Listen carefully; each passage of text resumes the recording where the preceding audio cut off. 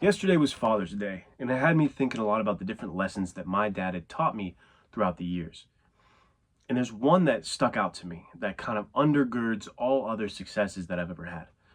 And it's this general ability to be able to face the man in the mirror, to be okay with that person looking back at you at the end of the day. We all know the dramatic use of this in movies, right? The I don't recognize who I've become, can't face myself in the mirror. We've seen this used. My favorite use comes from Rocky 3, after Apollo hits him with that beautiful line, "There is no tomorrow." And we see him both fists up, looking at the mirror, staring himself down. That's the moment, right? That is the moment of you versus you. And that relationship you have with that man in the mirror is one of the most powerful, influential, and potent when it comes to building success in any definition of the word. Because at the end of the day, you can fool your coworkers, you can fool your friends, you can fool your family, you can fool anyone to a certain degree, but you cannot fool that man in the mirror, right? Deep down, you will feel it if you are not living up to your ideal.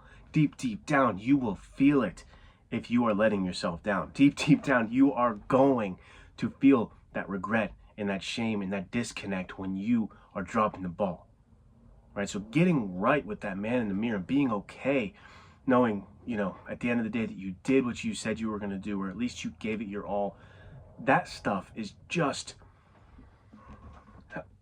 it's fundamental, right? It's foundational for so much, that ability to be okay with that person in the mirror. So there's a practical, pragmatic, real world, hands-on version of this you versus you moment, this facing the man in the mirror moment that I want to offer in this video.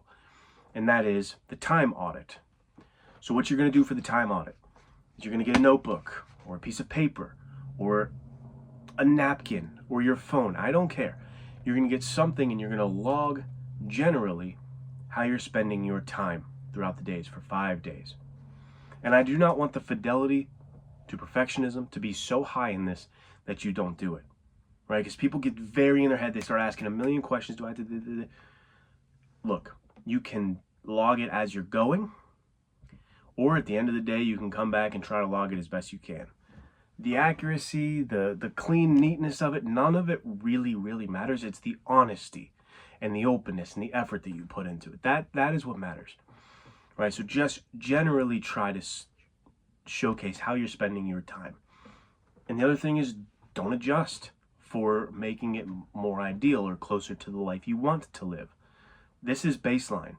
So please, as accurately and as honestly as you can, log how your day goes and try to be as close to how you actually are. Because again, this is not for anyone but you. And to lie and deceive yourself here is not helpful. So for 5 days, you're going to log at generally how you're spending your time. And what it's going to do is reveal different patterns, right? Where you're actually getting a lot of help, like what's actually helping you build the life that you want. What are the patterns and behaviors that are holding you back from the life that you want? Where are you wasting time? Where are the pitfalls? You're going to see all of this come to the forefront. You're going to start to see and recognize different patterns when you look at a 5-day span and go, oh, okay, this is where I'm at. Now ask yourself, the person I want to be, right? What would he be doing next? What adjustments need to be made? Because right now it's June. We've completely forgotten about those New Year's resolutions. We've completely dropped the ball. We've completely betrayed ourselves and did not follow through with those things we said. We did not write that book that we've always been saying we were going to write. This is the time. This is finally going to be when I write it. Nope. I'm finally going to start that business. Nope, we didn't do it. But right now, you can ask yourself, come next June, do I want to be in this exact same spot? Being like, I haven't made that change yet. I haven't done that. I haven't started. Let me find a nice motivational video and get me going.